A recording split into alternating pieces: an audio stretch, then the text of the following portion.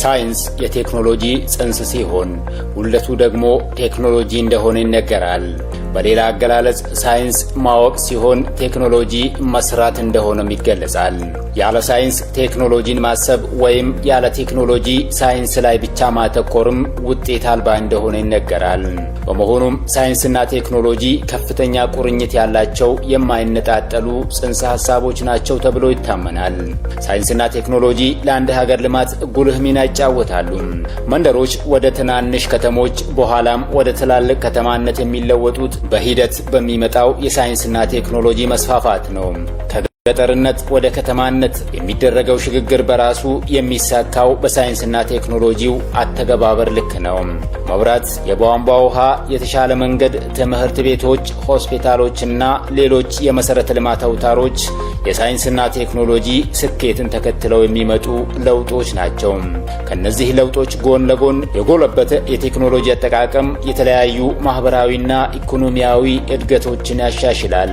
ለአብነት ያህል ምርትን ከተባይ ከመጠበቅ ጀምሮ ዝቅተኛ ተረፈ ምርት ወዳለው የምግብ ማምረት ሂደት ለመሸጋገር ከጨቅላዎች እንክብካቤና በህፃናት በኩል የአካባቢ ብክለትን ከመቀነስ ወደ ንጹህና አረንጓዴ አካባቢን ለመፍጠር ከመሰረታዊ ኤሌክትሪክ ፍጆታ ወደ ተሻለና ተመጣጣኝ የኮሙኒኬሽንና ትራንስፖርት ሲስተም መሸጋገር ወዘተ የሚደረግ ሽግግር ከሳይንስና ቴክኖሎጂ እድገት ውጭ ሊታሰብ አይችልም።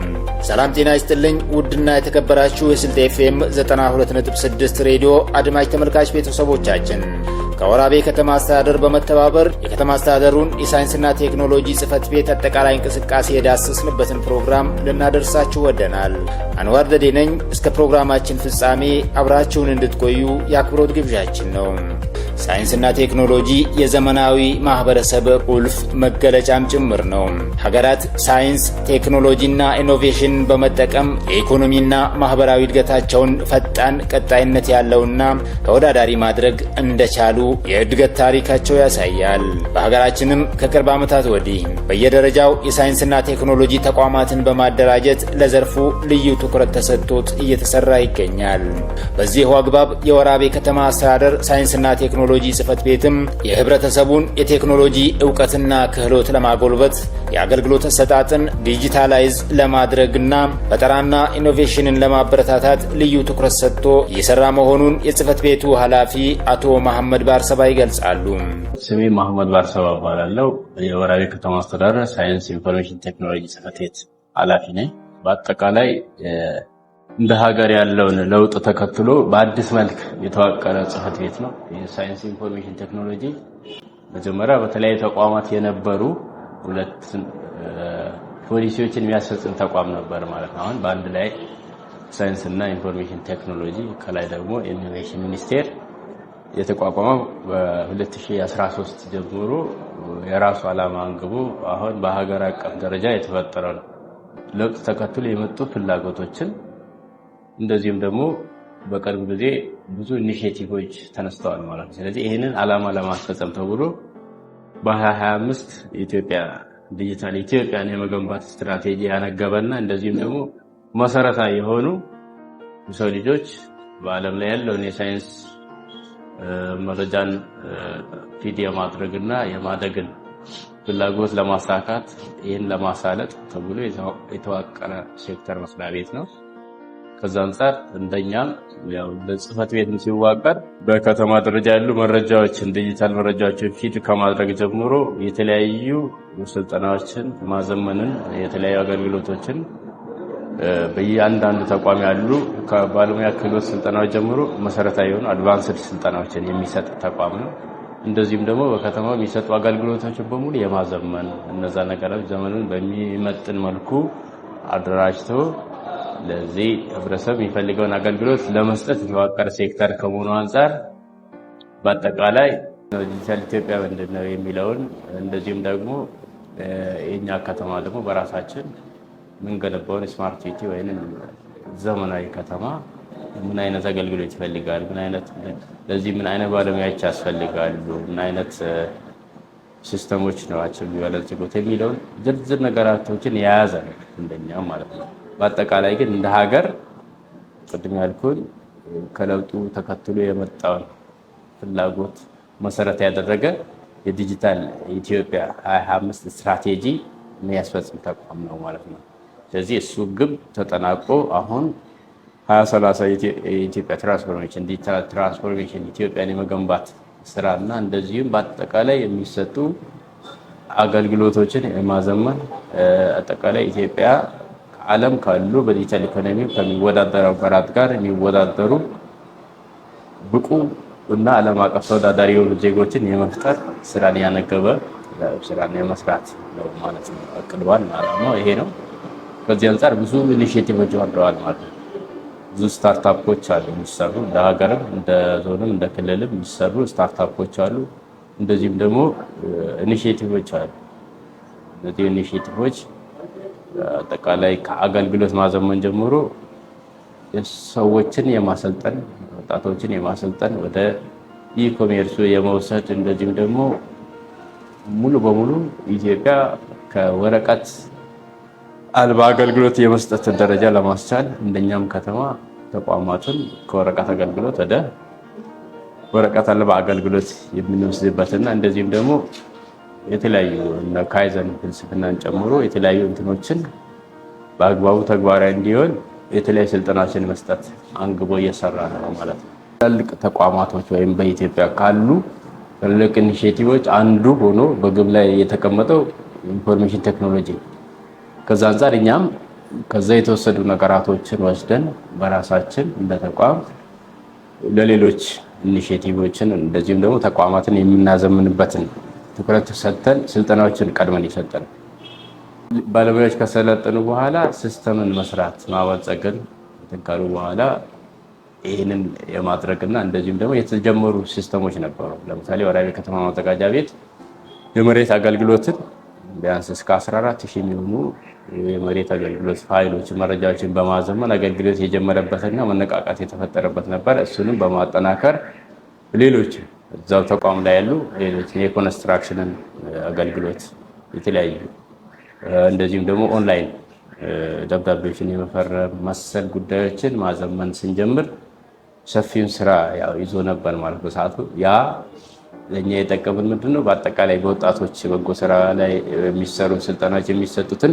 ከአድቫንስ ስልጠና ጀምሮ ኢትዮ ኮደርስን በሰፊው የሰራንበት ነበር። ስለዚህ ያ ከሌሎች ተቋማትም ቢሆን ከክልልም ካሉ 7ቱ ከተሞች ውጤትን ቀጥሎ የተሻለ ደረጃ ነበረውና ያንን ያስቀጥልንበት አንዱ ዋነኛው እሱ ነው።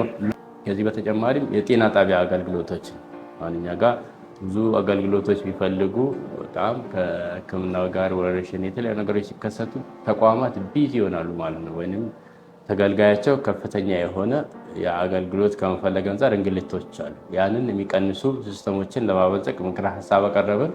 ያንን ተቀባይ በማድረግ ለጤና ጣቢያ የተሰራ አንድ ሶፍትዌር አለ። እሱንም የዚህ ተቋም መነሻ ሀሳብ መሆኑ ነው። እንደዚሁም ፋይናንስም የተለያዩ ኢንቨንተሪዎችን ለማድረግ የተሰራ ሲስተም አለ። ገቢዎች ላይ የተሰሩ ዌብሳይቶች አሉ።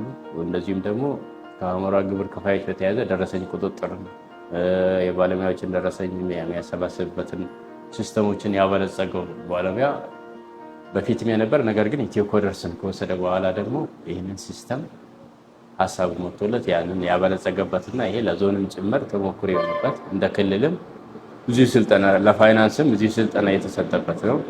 እንደዚሁም ደግሞ ንግድ ቢሮ ላይ በአጠቃላይ ፍቃድ አሁን ከንክኪ ውጪ ፍቃድ ፕሪንት አድርጎ ነጋዴው ፍቃዱን ካደሰ በኋላ በየቦታው ተደርጎለት ኦንላይን ፕሪንት ያደርግና ይወስዳል ማለት። ስለዚህ ይሄ ትልቁ ምንድነው ጥቅሙ? እንግልትን ነው የሚቀንሰው። ፋይናንሻል ጊዜን ብዙ ነገራቶችን ይቆጥባል ለመንግስት። እንደኛ ተቋም ደግሞ እንደ ካይዘንም ብዙ ሀብቶችን ያዳንና እስከ ግማሽ ሚሊዮን ሀብት አድነዋል ማለት ነው። በመንግስት ሊወጣ የነበረን ወጪ እነዚህ ነገራቶች ሲስተም ወስደው ይሄን በማበልጸጋቸውና ተቋማት ዲጂታል በመሆናቸው ወይንም አገልግሎታቸውን ለማዘመን አንዳንድ እንኳን ሲስተም በመስራታቸው ብዙ ሀብት እንዳዳኑ ነው።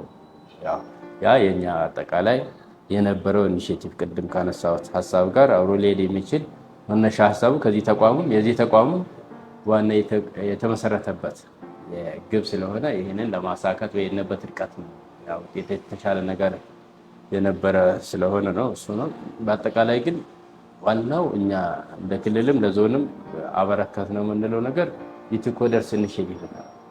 ጠቅላይ ሚኒስትር ዶክተር አብይ የተጀመረውን 5 ሚሊዮን ወጣቶችን ኮደርሶችን የማሰልጠን ኢኒሼቲቭ ላይ በጥልቀት ገብተን በእያንዳንዱ ተቋም ቼክሊስት እያወረድን እየተከታተልን ቢያንስ የተቋማት ባለሙያዎች ሙሉ በሙሉ አራቱን አይነት ስልጠናችን ወስደው ሰርቲፋይ እንዲሆኑ የማድረጉ ስራ ላይ በሰፊ የሰራንበት ነበር።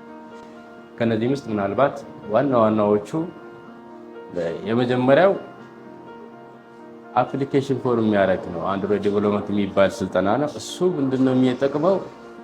ከግለሰብ ጀምሮ ወጣቶች እሱን ነገር ቢለማመዱና ያን ሲስተም ሲማሩ እንደሚያስተምረው እንዴት የሞባይል አፕሊኬሽኖችን ፎርም ማድረግ ይቻላል፣ እንዴት ጌሞችን መስራት ይቻላል የሚለውን ሰፊ የሆነ ከዲጂታል ሊትሬሲ በጣም ሊቀራረብ የሚችል ነገር ግን አድቫንስድ የሆነ ስልጠና ሲሆን ያንን በመስራታቸው አልባሌ ቦታ የሚውሉ የተለያዩ ሶሻል ሚዲያዎችን አላግባብ የሚጠቀሙ የነበሩ ወጣቶችንም ጭምር ወደ ሲስተም ያመጣ እንትን ነውና ያ አንዱ ነበር።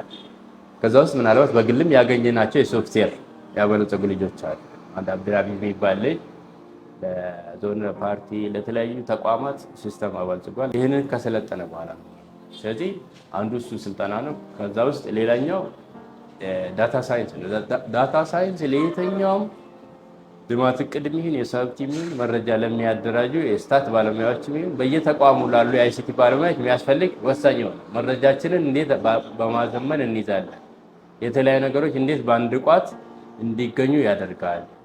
የተለያዩ ከንግድ ተቋማት ጀምሮ የተለያዩ የሚሰሯቸውን ዳታዎችን የሚያደራጅ አይነት ስልጠና ነው። እንዴት እናደራጃለን፣ እንዴት ነው መረጃችን አያያዛችን፣ በአጠቃላይ የንግድ ስራችንን ጨምሮ እንዴት እናቅዳለን፣ ያን እቅድ ደግሞ እንዴት ዲጂታል እናደርጋለን የሚለውን ዝርዝር ስታት የሆነ የስታቲክስ ስልጠና ነው። እሱ ዳታ ሳይንስን የወሰዱ ሰዎች የሚያቀርባቸው ሪፖርታቸው ከሪፖርት ጀምሮ ያለው ጥራትና ያለው ክህሎት ከፍ የሚያደርግ ስልጠና ስለሆነ እሱን ሁሉም ወጣቶች ወስደው ቢያደርጉት መልካም ፍላጎታችን ነው። ከዛ ውጭ ግን ይህን የወሰዱ ባለሙያዎች የተለያዩ ለውጥ አግኝተዋል ማለት በየተቋሙ ሲወስዱ ነበር። በተለይ ትምህርት ቤት አካባቢ ያሉ ልጆች ለማንበብ የተለያዩ ነገሮችን ፋይል ሲያደርጉ እንዴት ያደርጋሉ የሚለውን የተቸገርንበትን አንድ የሳይንስ ፈጠራን ፓርት እሱ ፕሮቶታይፕ ሲሰሩ እቅድ እንዴት ይታቀዳል የሚለውን የሚያሳይ ስልጠና ነው ማለት ነው። ሶስተኛው ፕሮግራሚንግ ዲቨሎፕመንት ነው። ፕሮግራሚንግ ፈንዳሜንታል ዲቨሎፕመንት ማለት አሁን የምንለውን ሲስተም ዲጂታል ኢትዮጵያን የሚሆን ዓለም አሁን የምትፈልገውን የተለያዩ ተወዳዳሪነት ያላቸውን ዓለም አቀፍ ወጣቶችን የምናገኝበት ይህንን ስልጠና ምናልባት መጀመሪያ አይሲቲ የሰለጠኑ ሰዎች፣ ሶፍትዌር የሰለጠኑ ሰዎች እንደዚሁም ደግሞ ዳታቤዝ የወሰዱ ሰዎች በቀላሉ ሲስተም ማበልጸግ የሚችሉበት ፕላትፎርም።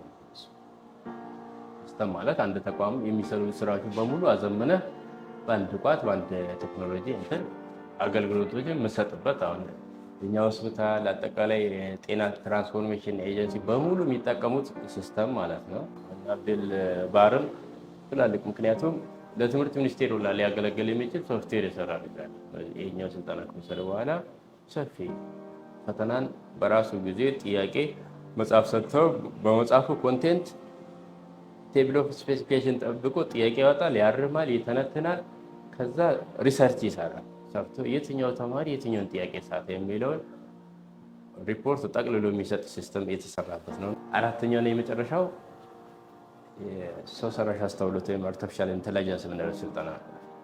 አሁን ዓለማችን በተለያዩ ሰዓት የተለያዩ አሁን ጥያቄዎችን የምንመልስበት የራሳችን ሉዓላዊነት የምናስከብርበት ከሌሎች ተጽዕኖ ነፃ ስንወጣ ነው። ስለዚህ ለዚህ ደግሞ ኤአይ ወሳኝ አስፈላጊ አርቲፊሻል አስተውሎት የምንለው ወይም አርቲፊሻል ኢንተለጀንስ ትልቁን ስራ ይሰራል ማለት ሁሉንም ነገራቶችን በአጭር ሰዓት በአጭር ደቂቃ ውስጥ ብዙ ነገራቶችን ጥያቄዎችን ይመልሳል።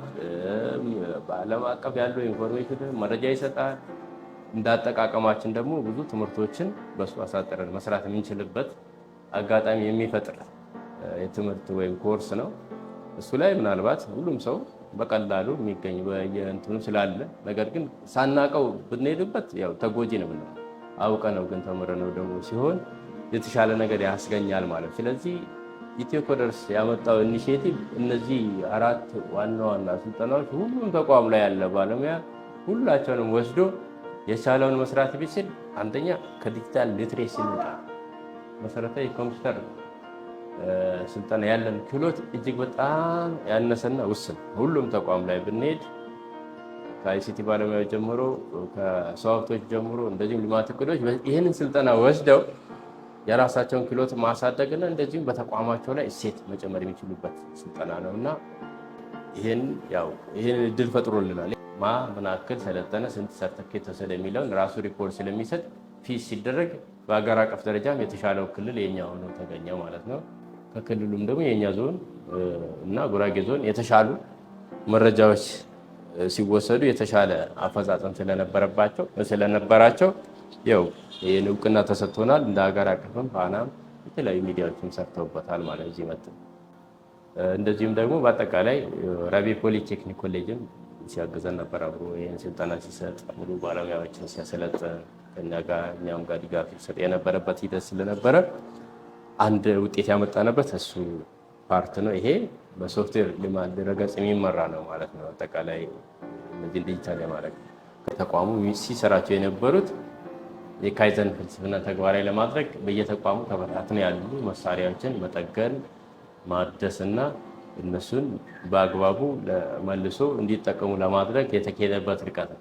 እሱ ቅድም እንዳልኩ ከግማሽ ሚሊዮን በላይ ብር ያተረፍንበትና የኮት የስራ ሂደት ቀድሞ በፊት ከሚሰራው በተሻለ መልኩ ተቋማትን በቼክሊስት ለይቶ የትኛው ዴስክቶፕ ነው፣ የትኛው ፕሪንተር ነው፣ የትኛው የኮት መሳሪያ ነው ለረጅም ጊዜ ሳይጠገን እንደዚሁም ደግሞ ስራ ላይ ያልዋለው በሚለው በጣም ብዙ ማቴሪያሎች ያገኘ በእኛ ከተማ ደረጃ። ይሄ ደግሞ ወደ ዞን ሲሰፋ ከፍተኛ የሆነ እንትን የሚያመጣ ነው ማለት ነው ከጥገና አንጻር። ምክንያቱም አዲስ ከመግዛት ዛሬ ላይ በጣም ውድ ስለሆነ ያለው ተጠግኖ ሲጠቀም አንደኛ የተሻለ ፐርፎርማንስ ነው፣ ሁለተኛ የተቋሙን የካይዘን ፍልስፍናውን በአግባቡ እንዲጠቀም ለማድረግ የሄድንበት ርቀት ከሌሎች የተሻለ ያደርገው ነበር። በአጠቃላይ ስልጠናዎችን ሰጥተናል። እዛ ስራ ሂደት ላይ የሚሰጡ አድቫንስ ስልጠናዎች አሉ። አንደኛው ላን ወይም አካባቢ ኔትወርክ ዝርጋታን ነው። እሱን በዞንም ባለሙያም ተደግፈን በክልልም እንደዚሁም ስልጠናዎች ተሰጥተው ሰዎች ባሉበት ኤሪያ ላይ እንዴት ኮኔክት ያደርጋሉ፣ ዴስክቶፕ ከዴስክቶፕ ጋር መረጃን እንዴት መለዋወጥ ይቻላሉ የሚለውን ስልጠና እዛው ባለው አንድ ተቋም ውስጥ ለምሳሌ አንድ ግቢ ውስጥ ብዙ ተቋማት ይኖራሉ። እነዛ በአንድ ፕሪንተር በአንድ ዴስክቶፕ መጠቀም እንደሚችሉ የሚያደርግ ስልጠና ነው። ሊትሬሲ የምንለው መሰረታዊ የኮምፒውተር ስልጠና ከክረምት ተማሪዎች ጀምሮ ሰርቲፋይ የሆኑ ልጆች ቢያንስ እስከ 30 ወጣቶችን አሰልጥነን በዚህ እስከ 25 ሰርቲፋይ ሆነው መሰረታዊ ኮምፒውተር ስልጠና አላቸው ማለት ስራ አገኙ ማለት ነው። በሌላ አባባል የስራ እድል ይፈጥራል የኛውን ስልጠና ሲወስድ ሰው አንድ ስኑ። ሁለተኛ ተቋም ላይ ያሉ ባለሙያዎችም ይህን ስልጠና ይወስድና የራሳቸውን ብቃት ያሳድጋሉ፣ በተቋማቸው እሴት ቫልዩ አድ ያደርጋሉ ማለት ነው። ስለዚህ ይህን ስልጠና ሰጥቷል ማለት ነው። ይህ ኮት የስራ ሂደት በአጠቃላይ ከፋይናንስ ጋር የምንሰራቸውን ስራዎችን የክራይ ሰብሳቢነት የሚያስቀር ነው። ምክንያቱም የሚገዙ እቃዎችን ጥራት ቁጥጥር ያደርጋል። ይህንን በፊት ያልነበረን በቅንጅት የሚሰራ ነው። ፋይናንስ ተቋም የትኛው የኢኮቴ መሳሪያ ሲገዛ ስፔክ ይሰራለታል። የትኛውም ተቋም ስፔክ ከሳይንስና ቴክኖሎጂ ይሰራል። ያ ስፔክ ከተሰራ በኋላ ኮሚቴው ግዢ ብቻ አይደለም የሚሄደው። ከዚህ ተቋም ባለሙያ ያለው ተመድቦለት አብሮ ገዝቶ አምጥቶ ጥራቱንም ጭምር ቼክ ያደርጋል። ጥራት ደረጃውን የወሰደውን ሰውዬ በትክክልም በተቀመጠው ስፔክ መሰረት ነው የገባው አይደለም የሚለውን ቁጥጥር እየተደረገ በየጊዜው የሚመጡ ነገራቶች ከካሜራ ጀምረን እያንዳንዷን የኢኮቴ መሳሪያ ስፔሲፊኬሽን ወጥቶላቸው እዛ ልክ ካልገቡ ይመለሳል ማለት ነው። ተመላሽ ያደረግናቸው አለ ስፓሻል ሳይንስ እና ከስፔስ ሳይንስ እዚህ ድረስ ማቴሪያል ይዘው መጥተው ሲያሳዩ የነበረበትና ይሄ የተሻለ ስራ በመሰራቱና በአጠቃላይ ለሀገርም የሚጠቅሙ ልጆችን ማግኘት የሚቻልበት የስራ ሂደት ስለነበረ በሳይንስና ፈጠራም በተሻለ ማለት ውጤቶቻቸው ወርዶ ከመጀመሪያው ሩብ ዓመት ጀምሮ እየደገፈ የመጣበትን ውጤት ያገኘንበት ነው። እነዛ ናቸው። ምናልባት ከሌላው ወረዳም ይሁን መዋቅር እነዛ ነገራቶች በትኩረት በመሰራታቸው የተሻለ ነበር የሚል ሀሳብ ያለኝ። ተጠቃሚ አካላት አሁን ወጣቶችን ይመስላሉ የሚሰራቸው ሌሎችም ኢትዮጵያውያን ከመሰጠት ጋር ምን ማድረግ አለባቸው? እንዴት ለማስፈን እሱን ለማሳለጥ ከተፈለገ ይሄን ኢኒሼቲቭ የፕላትፎርም ሳይዘጋ የሚዘጋ ነው ባይዘው በደንብ መታወቅ ያለበት ለ3 አመት ጊዜ ነው ከዩናይትድ አረብ ኤምሬት ያው ጠቅላይ ሚኒስትራችን ባደረጉት እገዛና በጠየቁት እገዛ መሰረት የተሰጠ ስለሆነ ይሄ ፕላትፎርም ከዘጋ በኋላ አንዱ ከ300 እስከ $700 የሚጠይቅ ነው አንዷን ሰርቲፊኬት ለማግኘት። አሁን ግን በነፃ ነው እየወሰነ ያለነው። ስለዚህ ይሄን ተገንዝቦ ሁሉም ወጣት በእጁ ስማርት ስልክ ያለው በሙሉ መውሰድ ይችላል ማለት ነው። ይሄ ስልጠና እንዳጠቃላይ በተቋማት ደረጃ ደግሞ ያሉ ባለሙያዎች ግዴታም ጭምር ነው። ፐብሊክ ሰርቪስም ያው ህግ አውጥቷል። ይሄንን ቢያንስ ከ10% እነዚህ ሰርቲፊኬቶች ይያዛሉ ማለት ነው። ቀጣይ ወደ ዲጂታል ኢትዮጵያ ነው እየሄድን ያለነው። ዲጂታል ኢትዮጵያ ለመሄድ ደግሞ ሚኒመም ሰው ቢያንስ በእጁ ያለውን ስልክ አጠቃቀም ማወቅ መቻል አለበት። እነዚህ ስልጠናዎች ሳያመልጡ ጊዜያቸው ሳይዘጋ 1 አመት ከምናምን አልፎታል እንግዲህ ከ3 አመቱ ማለት ነው። ይሄ ታውቆ ርብርብ እንዲያደርግ ነው መልእክት ማስተላለፍ ወደ ሁሉም ሰው ማለት ነው። በእጁ ካለው ስልክ ያው መጠቀሙ አይቀርም አብዛኛው ሰው። ከዛ ውጭ ግን እኛም በራችን ክፍት ነው። ሮተሮች አሉን፣ ዋይፋይ አለ፣ ነፃ ኢንተርኔት አገልግሎት አለ። እዚህ ቁጭ ብሎ ባለሙያዎች እየደገፉት 4ቱንም ሰርተፊኬት በወራት ውስጥ በሳምንታት ውስጥ መውሰድ ይቻላል። ስልጤ ኤፍኤም 92.6 ሬዲዮ ያነጋገራቸው የጽህፈት ቤቱ የተለያዩ የሥራ ዘርፍ አስተባባሪዎችም በተቋሙ በየዘርፉ የተሰሩ ስራዎችን እንዲህ ይገልጻሉ። ስሜ አወል ከድር ይባላል። ያው ወራቤ ከተማ ሳይንስና ኢንፎርሜሽን ቴክኖሎጂ ጽህፈት ቤት የሶፍትዌርና ድረገጽ ልማት ስራ ሂደት ዳይሬክተር። በሶፍትዌርና ድረገጽ ልማት ያው የሚሰሩ ዋና ዋና ስራዎች አንደኛው ያው ከሲስተም ጋር ከተማውን ከማዘመን ጋር ያሉ ስራዎች ናቸው። ከኢትዮ ኮዳፕስ ጋር ያሉ ስልጠናዎችን በዋነኝነት እናስተባብረው እኛ ነን። በተቀረ ደግሞ በዋነኝነት የምንሰራው አንድ ከኢኮቴ ዘርፍ ከተሰማሩ ድርጅቶች ጋር ያው የቁጥጥርና የብቃት ማረጋገጫ ሰርተፊኬት የምንሰጠው ያው የኛ ስራ ሂደት ነው ማለት ነው። በዋነኛነት እነዚህ ናቸው። ስሜ ማኑኤል ከሪም ሾርሞ ይባላል። የሳይንስ ወራቤ ከተማ አስተዳደር ሳይንስና ቴክኖሎጂ ጽህፈት ቤት የኢኮቴ ስራ ሂደት አስተባባሪ ነኝ። ኢኮቴ ዘርፍ ብዙ ጊዜ ያው ወደ 4 አይነት የስራ እንትኖች አሉ።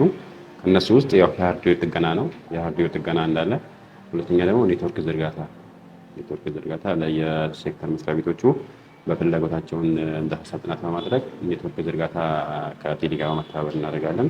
ሶስተኛ ደግሞ ስፔክ ማዘጋጀት ነው። ማንኛውም ሴክተር መስሪያ ቤት የአንድ የኤሌክትሮኒክስ እቃ ግዢ ሲፈልግ በእኛ በኩል ይህን ነገር እንፈልጋለን ብሎ የሚፈልገውን የእቃ አይነት ነግረናል። ከዛ ለዛ ሰው የሚያስፈልገውን ስፔክ በማዘጋጀት ለእሱን አዘጋጅተን እንሰጣለን ማለት ነው። አመሰግናለሁ። ስሜ ፈይሰል ማሰር እባላለሁ። በወራቤ ከተማ አስተዳደር ሳይንስና ኢንፎርሜሽን ቴክኖሎጂ የፈጠራ እና ሳይንስና አቅም ግንባታ ባለሙያ ነው። የሚሰሩት ዋና ዋና ተግባሮች አንደኛ የሳይንስና ቴክኖሎጂ ፈጠራ ከፍ ለማድረግ የምክክር መድረኮችን ማዘጋጀት፣ የትምህርት ቤቶቹ ደግሞ ክበባቶችን ማቋቋም፣ የተቋቋሙትን ክበባቶችን ደግሞ ማጠናከር፣ የተጠናከሩትን ክበባቶች ደግሞ መደበኛ ድጋፍና የቁሳቁስ ድጋፍ ማድረግ፣ ስልጠናዎችን እንዲሁም መስጠት። ስልጠናዎች ሲባሉ በ3 አይነት ዘርፍ ነው የምንሰጠው እኛ ስልጠናዎችን። ከተማችን ወራቤ ያው የክልል ከተማ እንደመሆኗ መጠን ያው ካቻ ከተሞች ጋር ለመፎካከል ያው ተቋማቶችን ያው ማዘመን አንዱ የስራ ተግባር ነው። ከዚህ ውስጥ ያው በከተማው ላይ እስካሁን ድረስ ከ10 ተቋማት የሚበልጡ ተቋማቶች ያው የኦንላይን አገልግሎት እየሰጡ ይገኛሉ። ከነዛ ውስጥ ያው ሙሉ ለሙሉ የሚሰጡም አሉ፣ በከፊል አንዳንድ አገልግሎቶችን እየሰጡ ያሉ ተቋማቶችም አሉ። ከነዛ ውስጥ በዘንድሮ ዓመት የተጀመረ በክልል የመጣ አንድ ተቋም አለ። እሱም ሰላምና ጸጥታ የልደት ካርድ የሚሰጠው ተቋም ከዚህ በፊት ያው አንድ ልደት ካርድ ለማውጣት ብዙ ኪራይ ከ1000 ብር በላይ ከ2000 ብር በላይ መዝገብ የለም ተብሎ ብዙ ጊዜ በጣም ብዙ ባለጉዳዮች የሚንገላቱበትና ለኪራይ ሰፊ የነበረበት ነበር። አሁን ላይ ግን በከተማው ላይ በ4 ተቋማት በ3 ቀበሌዎችና ሆስፒታልን ጨምሮ በ4 ማዕከላት የአገልግሎቱ ኦንላይን ሆኗል። መዝገብ የለም የሚለው ነገር እንዳለ ቀርቶ አሁን ቀጥታ ማንኛውም ሰው ሄዶ በ30 ብር ቀጥታ ሄዶ ማንኛውም መዝገቡን ተመዝግቦ የልደት ካርዱን መውሰድ ይችላል ማለት ነው። አራተኛ ደግሞ ቪዲዮ ኮንፈረንስ ነው። ኦንላይን ስብሰባዎችን ሚቲንጎችን ለማድረግ እሱንም የማማሸት ስራ እንሰራለን ማለት ነው። በዋናኛነት 4ቱን አይነት የስራ አይነቶችን ነው የምንሰራው። 2017 ዋና ከሰራናቸው ስራዎች ያው ኔትወርክ ዝርጋታውን ላይ ያው መዘጋጃ ላይ የተሰራ የማስፋፊያ ነገር አለ። ሃርድዌር ጥገናዎችም ካቻምና በተሻለ መልኩ የተሰራ ነገር አለ። ስፔክ ዝግጅትም ብዙ ነገሮችን ከሌሎች ባልደረባዎችን በመቀናጀት በጣም የተሻለ ሁኔታ ሰጥተናል። አብዛኛውን ነገር የኢትዮ ቴሌኮም እና የኔትወርክ ዝርጋታው ላይ ነው በደንብ ሰርተናል ብለን እናስባለን። አንደኛ ስለ ሳይንስና ቴክኖሎጂ ምንነት፣ ስለ ፓተንት ምንነትና ሶስተኛው ደግሞ የስፔስ ሳይንስ ስልጠና እንዲሁም ክረምት ላይ ለተማሪዎች የሰጠነበት ሁኔታ አለ።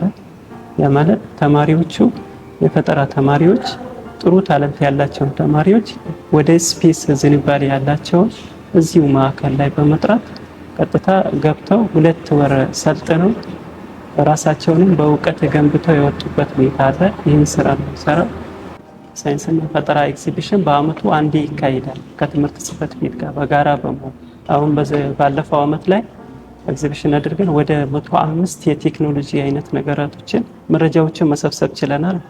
የተሰሩ ፈጠራዎች ከነዚያ ውስጥ ደግሞ የተሻሉ የሚሉትን የማህበረሰብ ችግር እንዲቀርፉ የሚችሉትን እነሱን ደግፎ ማሸጋገር የሚለውንም ይጨምራል። እኛ የፈጠራ ስራ ሂደት አሁን ከአምናዎች ውስጥ ለምሳሌ HCR ወይም ሃውስ ኮንትሮል ሮቦቲክስ ሲስተም የሚል ቴክኖሎጂ የተሰራበት ሁኔታ ነበር።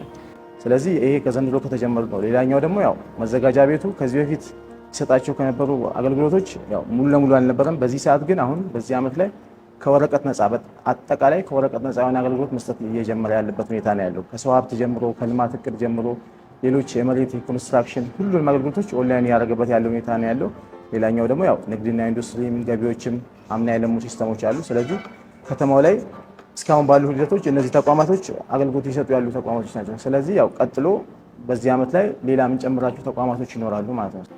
ያው ኔትወርክ ዝርጋታው አንድን ነገር ወረቀትን ለማስቀረት ነው። ዲጂታላይዜሽን በሚለው ወረቀትን ለማስቀረት ከአንዱ ቢሮ ወደ አንዱ ቢሮ ወረቀት ይዞ ከመሄድ በኦንላይን ሲስተም ለማድረግ ያው ኔትወርክ ዝርጋታውን ማከናወናችን ከአንዱ ቢሮ ወደ አንዱ ቢሮ በኢሜይል በቴሌግራም ተጠቅመው ሰው ልፋትንም ጉልበቱንም እንዲቆጥብ ያደርገዋል።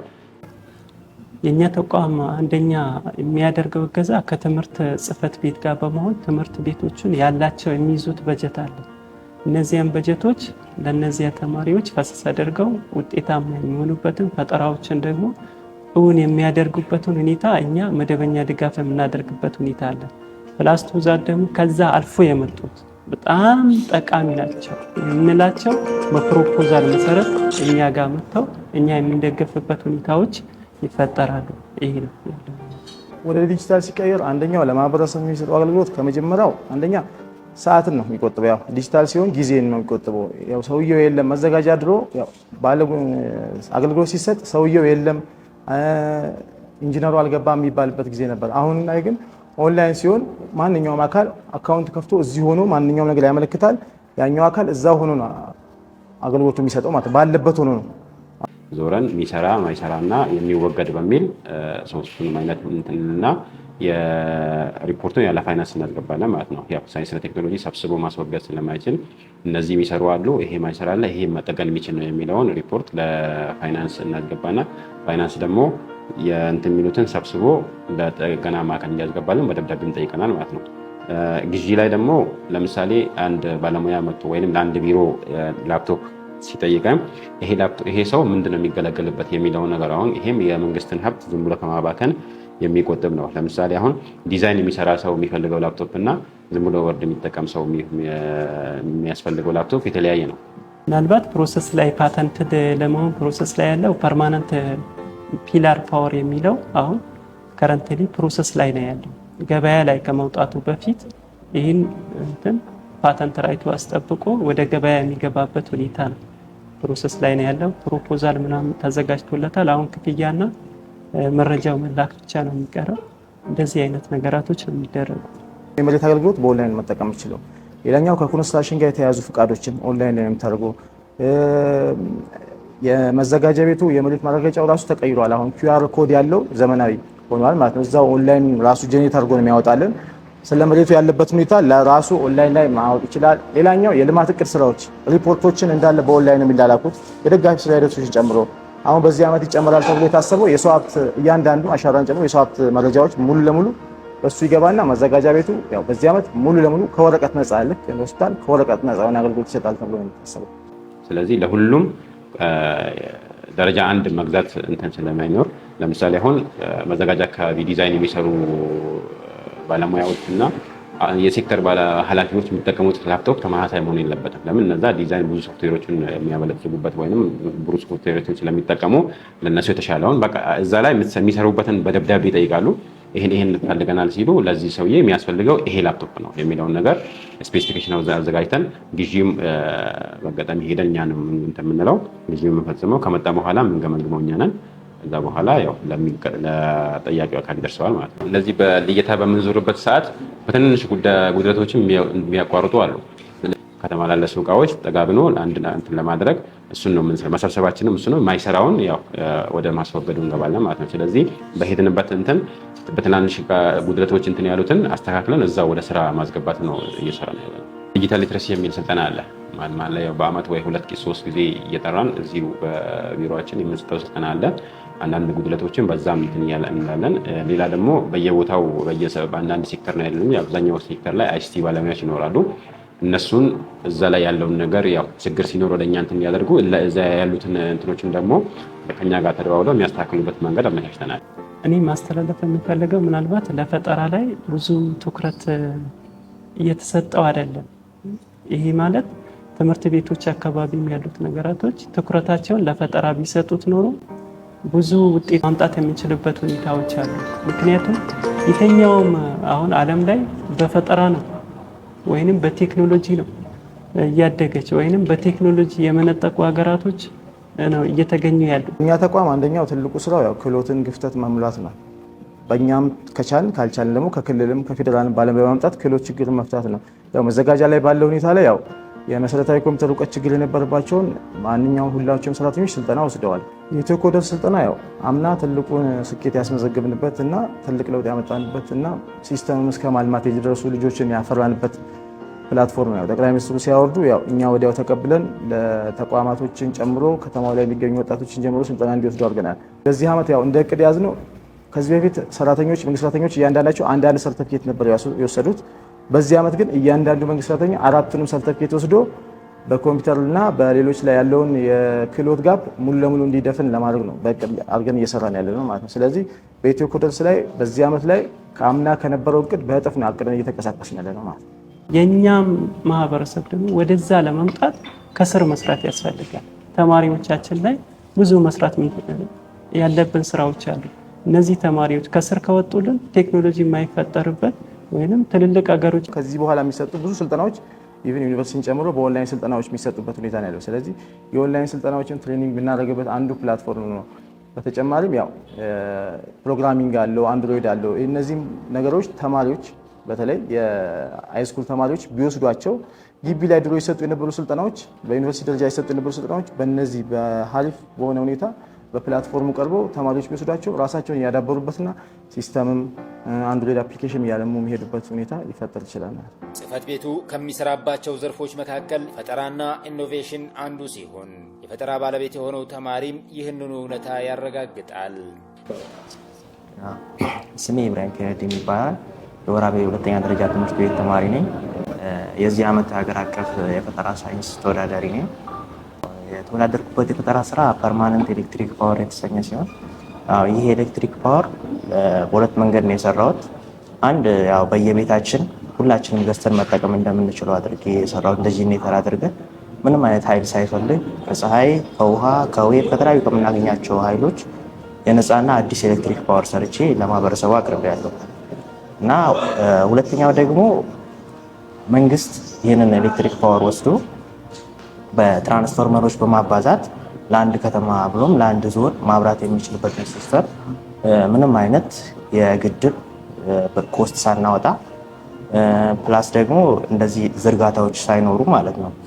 አሁን ለምሳሌ ከአባይ ነው የወራቤ እየተጠቀመች ያለችው እና ከአባይ ወደዚህ ለማምጣት የሚፈጀው ራሱን የቻለ ዝርጋታ አለ እና ሁለተኛ ነገር ደግሞ ለቴክኒሻል የምናወጣው ወጪ አለ።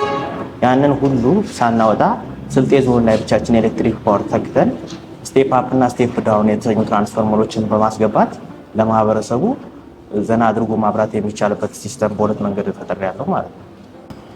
ጥሩ ጥያቄ ነው እና እኔ በጣም ትምህርቱ ላይ ሳይንሱ ላይ ፎከስ አደርጋለሁ እና ሳይንሱ ላይ ፎከስ አድርግ የሆነ ሰዓት ፊዚክስ ላይ ያየሁት ለው ነበረ ኢነርጂ ኢዝ ናይዘር ክሬትድ ኖር ዲስትሮይድ የሚለው ነበር እና በጣም ያ ሲስተም ላይ በጣም ሆቢ ነበረኝ እና በጣም ሳጠናው ኦልሬዲ ይህንን ሲስተም ነው ያገኘሁት። እንዴት ነው ያገኘሁት? ኦልሬዲ ጄኔሬተሮች ስታርት የሚደረጉ ጄኔሬተሮች አሉ በባትሪ እና ስታርት ከተደረጉ በኋላ ናፍጣ ይቀጥላል ወይም ደግሞ ቤንዚን ይቀጥላል እና እኔም ደግሞ ስታርት አደረገው በባትሪ ማለት ነው። ኦልሬዲ ባትሪውን ተጠቀምኩና ከዛ በኋላ ያለውን የፊውል ሲስተም እንትን ብዬ ባትሪውን እንዲሸርጅ የፊውል ሲስተሙ ግን እንዲቋረጥ ፊውል እንዳይፈልግ ነው ያደረኩትና ባትሪው በራሱ ሬጉሌት እየተደረገ ይሸርጃል። ባትሪው ሴፍቲው ተጠብቆ ይኖራል ማለት ነው። በዛ መንገድ ነው የሰራሁት እና ይህንን ነገር ስሰራ በጣም ብዙ የደገፉኝ ተቋሞች አሉና በጣም ከልብ ነው የማመሰግነው። እዚህም ሀገር አቀፍም ውድድር እንደወዳደር እነሱ ባይደግፉኝ ኖሮ ማቴሪያል ድገፋ ባያደርጉልኝ ኖሮ በእርግጥ እስካሁን ድረስ ከተማም መወዳደር የማልችልበት ሲስተም ነው የነበረውና ከተማ አስተዳደር የወራቤ ከተማ አስተዳደር በጣም ነው የደገፈኝ። በጣም አመሰግነው። ብዙ እቃዎችን በእቃ ብቻ አይደለም በናውሌጅ ደረጃ ራሱ በእውቀት የተለያዩ ምሁራኖችን በመስጠት በጣም ነው የደገፈኝ። ሌላው የኢንፎርሜሽን ቴክኖሎጂ ባለሙያ የሆነው ወጣት ሙከሚል የዲጂታላይዜሽን እና የኢትዮ ኮደርስ ስልጠናን አስመልክቶ ጽህፈት ቤቱ የሚያደርገውን ድጋፍ እንዲህ ይገልጻል።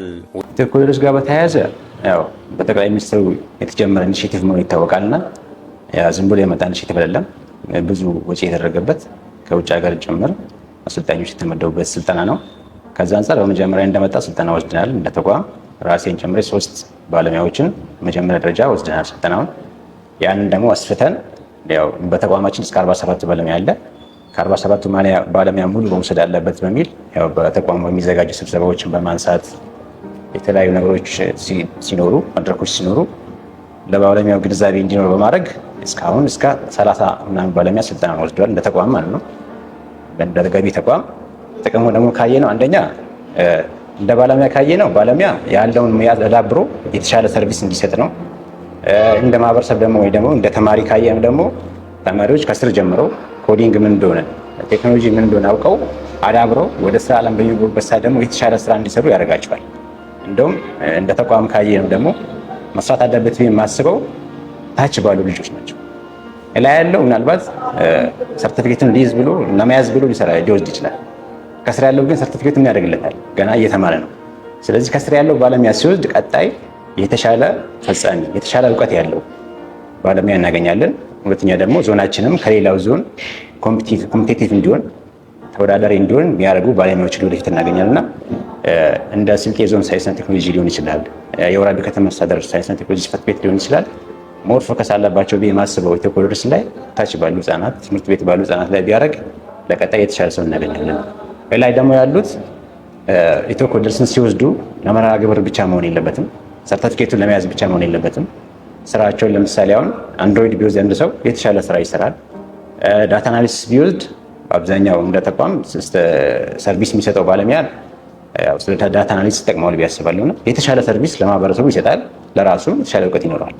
ስለዚህ ለመርሃ ግብር ብቻ እንዳይሆን ከላይ ያለውን ፎከስ ቢያደርጉበት የሚል ሀሳብ አለኝ። ጥቅሙን ካየነው አንደኛ ሀገራችንን ከሌላው ዓለም ጋር እንድትሰለፍ ያደርጋታል በቴክኖሎጂ። ሁለተኛ ደግሞ ስራ ፈላጊ ሳይሆን ስራ ፈጥሮ የሚሰራ ለሌሎችም ኢንተርፕረነር መሆን የሚችል ያው ትውልድ የምናገኝበት ነውና በዛ ልክ ፎከስ ቢያደርጉበት የተሻለ ይመስለኛል። እንደ መጀመሪያ ምናልባት ያው ስራ ስቀጠር መጀመሪያ አካባቢ ስራ አላገኝም ነበር። እስከ 8 ወር ምናምን ቤት ቁጭ ብያለሁ። ያ ደግሞ ለእኔ ብዙ አድቫንቴጅ አለው ብዬ ነው ያሰብኩት። አሁን ካለው ሁኔታ አንጻር ሲያየው ያኔ በነበረኝ ሰዓት ምንድን ነው ያደረኩት? ያው ስራ ስላላገኘው በኮምፒውተር ከዩኒቨርሲቲ ስወጣ ይዤ የመጣሁት ፋይል ነበረኝ፣ ቪዲዮዎች ነበሩ፣ ቲዩቶሪያሎች ነበሩ። እነሱን ያየሁበት ነበር ያሳለፍኩት እና ያ ደግሞ አሁን ለሰራኋቸው ስራዎች ትልቅ ግባት ሆኖኛል የሚል ሀሳብ አለኝ እና በዚህ አጋጣሚ ደግሞ ለሌሎችም ማስተላለፍ የምፈልገው መልእክት የሆነ ክፍተት ሰዓት በሚገኝበት ሰዓት ወይ ደግሞ እንደዚሁ ተምረው ስራ ያላገኙ ሰዎች ካሉ ያላቸውን ነገር ወደኋላ ቢያዩት ነው። የመንግስት ሀብት ነው። ያንን ባለሙያው መቼ ወጣ፣ መቼ መለሰ፣ ምን ያክል ብር ሰበሰበ የሚለውን ሃንድል ካላደረግ ነው የመንግስት ገቢ የት ነው ያለው የሚለውን ማወቅ ስለማንችል ትልቅ ጉዳት ነበረውና ያንን በትክክል ማኔጅ የምናደርግበትን ሲስተም ሰርቻለሁ። አሁን ተግባራዊ ሆኖ ባለሙያው እየሰራበት የሚገኝ ሲስተም ነው። ሌላ ደግሞ የስልጤ ዞን ኮሚኒኬሽን ዌብሳይት ሰርቻለሁ። ያው ለወደፊቱም ማህበረሰባችንን ከሌላ ማህበረሰብ ጋር እኩል ለማሰለፍ ተወዳዳሪ እንዲሆን ያስችላሉ ተብለው የሚመጡ ስራዎች ካሉ ያው ለመስራት ዝግጁ ነኝ። አሁንም በተቋም ደረጃ እየተሰራ ያለ ስራ አለ። ያው ሲያልቅ ያኑን እናስታውቅ ይሆናል ማለት ነው። ውድና የተከበራችሁ የስልጤ ኤፍኤም 92.6 ሬዲዮ አድማጭ ተመልካች ቤተሰቦቻችን ከወራቤ ከተማ አስተዳደር በመተባበር የከተማውን ሳይንስና ኢንፎርሜሽን ቴክኖሎጂ ጽህፈት ቤት የስራ እንቅስቃሴ የዳሰስንበትን ፕሮግራም አጠናቀቅን። አንዋር ደዴ ነበርኩኝ። በሌላ ፕሮግራም እስከምንገናኝ